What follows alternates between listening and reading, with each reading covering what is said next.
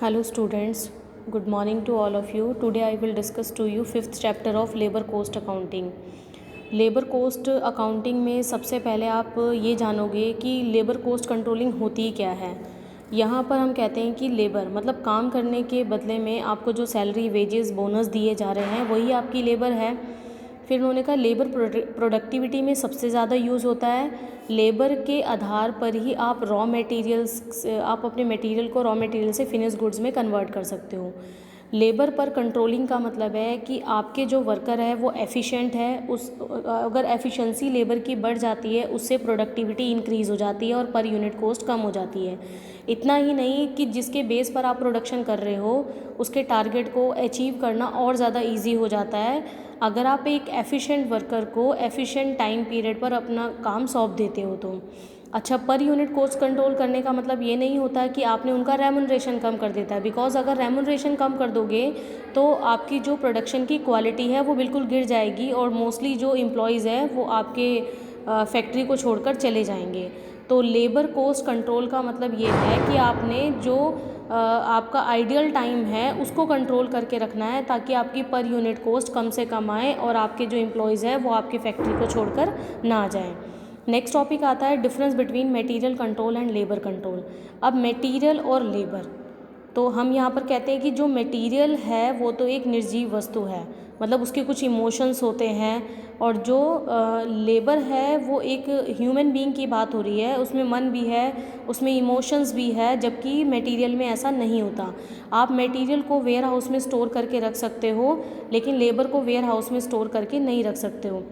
Material आपका आज काम नहीं आया तो आपको ये पता है कि कल उसका यूटिलाइजेशन हो जाएगा, बट लेबर का जो आपने टाइम फिक्स किया था कि आज इतनी यूनिट बनानी है और उसने नहीं बनाई, उसको नेक्स्ट डे यूटिलाइज़ नहीं किया जा सकता, फिर आपका नई तरीके से काम होगा।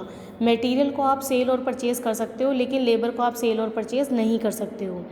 और मटेरियल अगर आपने लेबर की एफिशिएंसी को बढ़ाना है तो आपने इस तरह से एटमॉस्फेयर क्रिएट करना है कि आपके वर्कर इतने ज़्यादा सेटिस्फाइड हो, आपके जो भी आपकी रिक्वायरमेंट है उसके अकॉर्डिंग सभी चीज़ें एक एम्प्लॉयज़ को आप दे रहे हो। अगर लेबर सेटिस्फाइड होगा तो उनकी एफिशिएंसी बढ़ जाएगी। एफिशिएंसी बढ़ने से मॉनेटरी और नॉन मॉनेटरी बेनिफिट जब उनको अचीव होंगे तो उससे क्या होगा, आपकी प्रोडक्टिविटी इंक्रीज़ हो जाएगी। प्रोडक्टिविटी इंक्रीज़ से आपकी गुडविल इंक्रीज़ हो जाएगी। तो इस तरह से मटेरियल और लेबर का आपस में पैचअप रहता है। नेक्स्ट पॉइंट आता है कंपोजिशन ऑफ लेबर कोस्ट। अगर कंपोजिशन की बात करें तो कुछ मॉनेटरी बेनिफिट्स होते हैं, कुछ नॉन मॉनेटरी बेनिफिट्स होते हैं। मॉनेटरी मतलब मनी टर्म्स में, कि मॉनेटरी बेनिफिट्स में आप क्या क्या दे रहे हो, बेसिक सैलरी दे रहे हो, टीएडीए दे रहे हो और बोनस दे रहे हो, ग्रेचुइटी, पेंशन, और जो आपके अवकाश वेतन है, मेडिकल अलाउंसेज है, ये सभी जो है मॉनेटरी पेमेंट्स में आ जाते हैं। नॉन मॉनेटरी जिसे आप फ्रिंज बेनिफिट्स भी बोलते हो, इनमें इंटरटेनमेंट की फैसिलिटीज़ है, मेडिकल की फैसिलिटीज़ है, कैंटीन की है, हाउसिंग की है और अब एजुकेशन पॉलिसी है, ये सब आपके नॉन मॉनेटरी या फ्रिंज बेनिफिट्स के अंदर आ जाते हैं। फिर उसके बाद आता है कि एम्प्लॉय कोस्ट क्या होती है। लेबर कोस्ट एंड सेक्शन 7 के अकॉर्डिंग कहते हैं कि कोई भी एम्प्लॉयज़ हो सकता है, फिर चाहे वो कॉन्ट्रैक्ट पर काम कर रहा है या पार्ट टाइम काम कर रहा है या फिर आपका एक्सटेंशन पे है या किसी भी तरीके से है, उसको काम करने के बदले में जो पेमेंट दी जा रही है सभी बेनिफिट्स को इंक्लूड करने के बाद वो आपकी एम्प्लॉय कोस्ट होती है।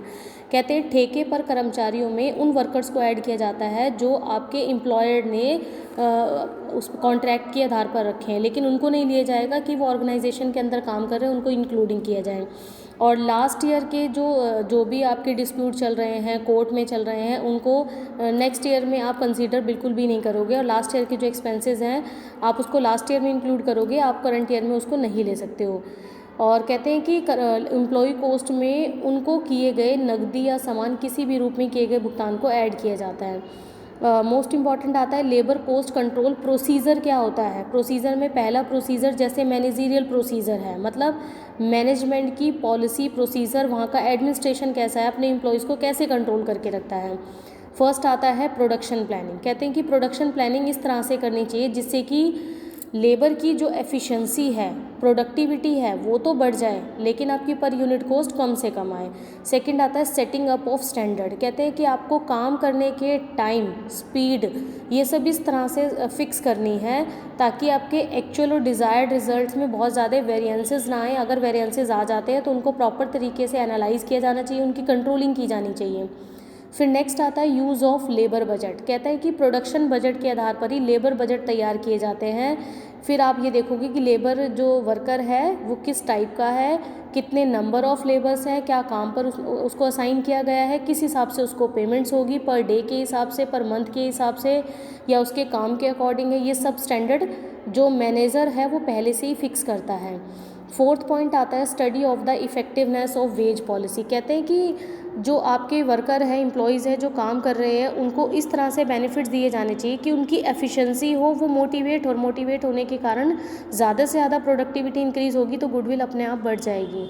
नेक्स्ट आता है लेबर परफॉर्मेंस रिपोर्ट। कहता है टाइम टू टाइम लेबर और उनकी एफिशिएंसी दोनों की रिपोर्ट तैयार करनी चाहिए कि आप किस तरह के बेनिफिट्स दे रहे हो और उसका कुछ इफेक्ट पड़ भी रहा है या नहीं पड़ रहा।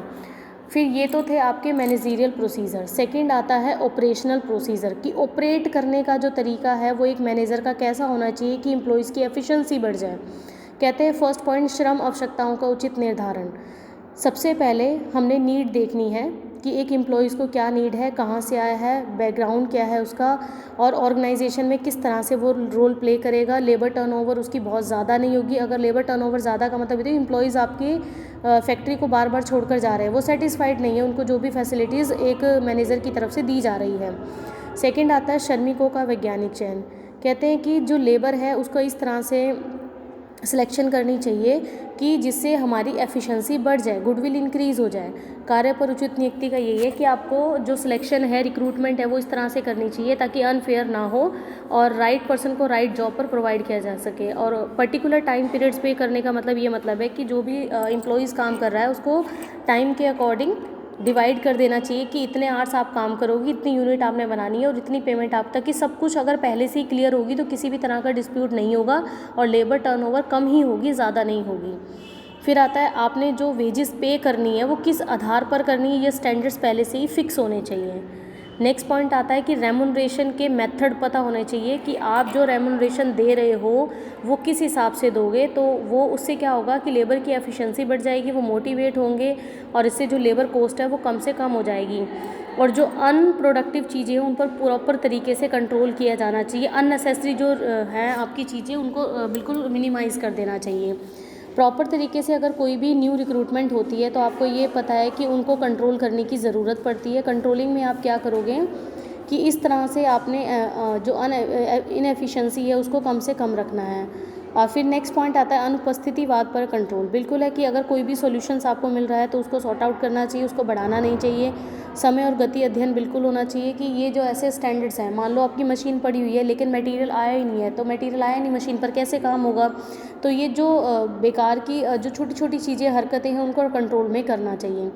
फिर थर्ड आता है ऑर्गेनाइजेशनल प्रोसीजर क्या होता है। जब काम को आप डिवाइड कर देते हो पर्टिकुलर डिपार्टमेंट के अंडर तो वो आपका ऑर्गेनाइजेशनल प्रोसीजर हो जाता है।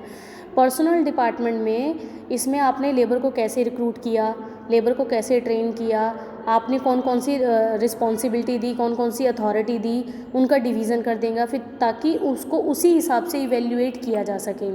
फिर आता है सेकंड पॉइंट इंजीनियरिंग तथा कार्य अध्ययन विभाग। कहते हैं इसमें स्पेसिफिकेशन के अकॉर्डिंग काम को डिवाइड किया जाता है ताकि टाइम और स्पीड दोनों में एक बैलेंस बना रहे और एफिशिएंसी इंक्रीज़ हो जाए।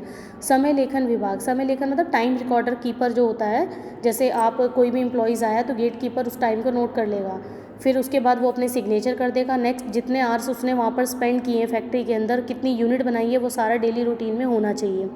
फिर कहता है कि आप एक वेज टेबल बना लो कि हर एक एम्प्लॉयज़ को कितनी पेमेंट दे रहे हो, किस हिसाब से दे रहे हो, उसकी क्वालिफिकेशन के दे रहे हो या उसके काम के अकॉर्डिंग दे रहे हो। अगर उसे एक्स्ट्रा रेमुनरेशन दिया जा रहा है या बोनस दिया जा रहा है तो किस हिसाब से दिया जा रहा है, ये पूरा टेबल आपके पास तैयार होना चाहिए। लागत लेखांकन विभाग ये क्या करता है, ये काम को डिवाइड कर देता है। क्लासिफिकेशन होने की वजह से अथॉरिटी और रिस्पॉन्सिबिलिटी बहुत इजीली जो है डिवाइड की जा सकती है ताकि हर एक को उस पर्टिकुलर काम के लिए रिस्पॉन्सिबल ठहराया जा सके। और उससे क्या होगा कि आप सारा डिपार्टमेंट डिस्टर्ब नहीं होगा, पर्टिकुलर एक पर्सन से बात हो जाएगी और सारा डिपार्टमेंट नहीं डिस्टर्ब होने का वजह से यही है कि आपकी जो प्रोडक्टिविटी है वो इंक्रीज़ हो जाएगी। क्योंकि लेबर कंट्रोलिंग का मतलब ही यही है कि आपने लेबर टर्नओवर को कम से कम रखना है, उसको ज़्यादा नहीं रखना। Thank you.